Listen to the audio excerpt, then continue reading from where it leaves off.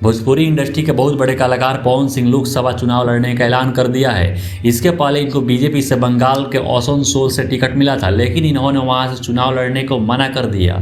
इनका कहना है कि जब भी मैं चुनाव लड़ूंगा तो मैं बिहार से चुनाव लड़ूंगा, और इसलिए इनको बिहार में टिकट न मिलने की वजह से इन्होंने बिहार में काराकोट लोकसभा से निर्दलीय चुनाव लड़ने का ऐलान कर दिया है। बता दें कि बिहार में 3 सबसे बड़े चेहरे निर्दलीय चुनाव लड़ रहे हैं। पहले भोजपुरी एक्टर पवन सिंह, दूसरे भोजपुरी एक्टर गुंजन सिंह और बिहार के बहुत बड़े न्यूज़ पत्रकार यूट्यूबर मनीष कश्यप। और इसी से सवाल आता है कि क्या ये लोग निर्दलीय चुनाव जीत पाएंगे, क्योंकि इन लोगों को बीजेपी से टिकट नहीं मिली।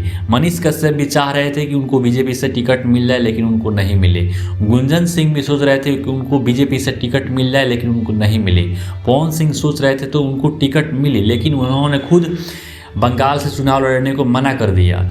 अब सवाल आता है कि क्या पवन सिंह बीजेपी के खिलाफ चुनाव जीत पाएंगे, और चुनाव लड़ते हैं तो बीजेपी के ऊपर क्या प्रभाव पड़ेगा। पवन सिंह से सीधा मुकाबला भाजपा कांग्रेस के बड़े बड़े नेताओं से है, और भाजपा ने काराकोट लोकसभा सीट से एनडीए पार्टी में शामिल उपेंद्र कुशवाहा को वहां से टिकट दिया है। और यहां पर इंडिया अलायंस कांग्रेस ने राजा राम सिंह कुशवाहा को टिकट दिया है, जबकि AIM की ओर से प्रियंका चौधरी को टिकट दिया गया है। और बात करें एनडीए प्रत्याशी उपेंद्र कुशवाहा, जो कि कुशवाहा समाज से आते हैं, और वहीं इंडिया अलायंस के कांग्रेस उम्मीदवार राजा राम कुशवाहा भी कुशवाहा समाज से ही आते हैं, और पवन सिंह राजपूत समाज से आते हैं। और काराकोट लोकसभा क्षेत्र में लगभग 3 लाख यादव जाति के वोटर हैं, और वहीं कुशवाहा और कुर्मी को मिलाकर लगभग 2.5 लाख वोटर हैं। और यहाँ मुस्लिम वोटर लगभग 1.5 लाख हैं, और वैश्य समाज के वोटर लगभग 2 लाख हैं, और वहीं राजपूत, भूमिहार, ब्राह्मण मिलाकर लगभग 3 लाख से अधिक वोटर हैं। और जातीय समीकरण की बात की जाए तो भूमिहार, राजपूत, ब्राह्मण का एक तरफा वोट पवन सिंह को मिल सकता है, क्योंकि पवन सिंह राजपूत जाति से बिलोंग करते हैं। और काराकोट सीट से पिछले 3 लोकसभा चुनाव में महाबली सिंह कुशवाहा और उपेंद्र कुशवाहा ने यहाँ चुनाव जीतते आए हैं। यहाँ तीनों बार कुशवाहा जाति के नेता ही यहाँ के सांसद बने हैं। एनडीए प्रत्याशी उपेंद्र कुशवाहा ने 2014 में यहाँ से सांसद का चुनाव जीता था, और इनको एनडीए में मंत्री पद भी दिया गया था। क्योंकि पवन सिंह के आने से राजनीतिक चर्चा काफ़ी तेज हो गई है, क्योंकि वे राजपूत समाज से आते हैं।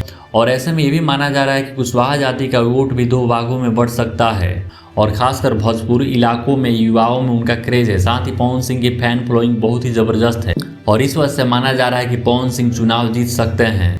बिहार के भोजपुरी इंडस्ट्री में रवि किशन, मनोज तिवारी, दिनेश लाल यादव राजनीति में काफ़ी ज़्यादा धमाल मचा चुके हैं।